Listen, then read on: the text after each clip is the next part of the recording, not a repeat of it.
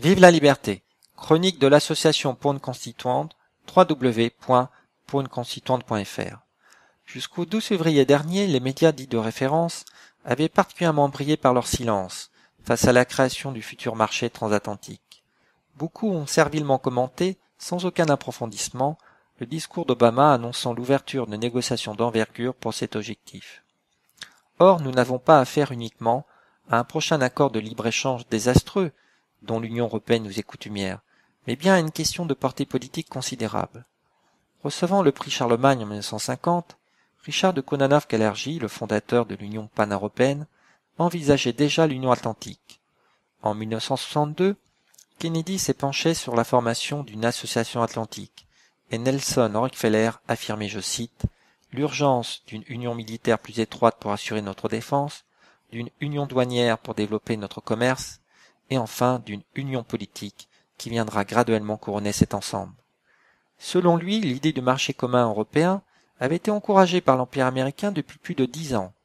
À ses yeux, le libéralisme économique pouvait s'exprimer pleinement dans un cadre fédéral. Ces propos nous renvoient aux positions du MEDEF, dont la priorité est le fédéralisme européen, tout en se montrant favorable au marché transatlantique et en contribuant à la promotion de l'anglo-américain au détriment de la langue française. Ces dernières années, l'Union transatlantique se prépare, sous l'impulsion de la Commission de Bruxelles et du Parlement européen. Avril 2006, sa Commission du commerce international propose la mise en place d'un marché transatlantique libre d'entraves à l'horizon 2015. Un an plus tard, création d'un Conseil économique transatlantique. Mars 2009, il suggère la création d'un Conseil politique transatlantique et se félicite du renforcement des liens entre l'UE et l'OTAN. Avril 2010, son président inaugure le bureau de liaison du Parlement européen avec le Congrès américain, première marche vers la création d'une assemblée transatlantique. Soulignons que les principaux partis adhèrent à ce projet de marché transatlantique, y compris le FN, jusqu'au 13 janvier 2009. Nous pouvons nous interroger devant la réaction du chef de l'État et du gouvernement, connaissant leur lien avec la Fondation franco-américaine.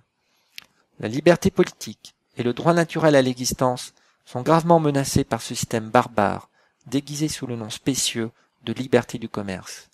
Comment de tels projets peuvent-ils être élaborés loin du regard des citoyens, sans leur contrôle et leur accord?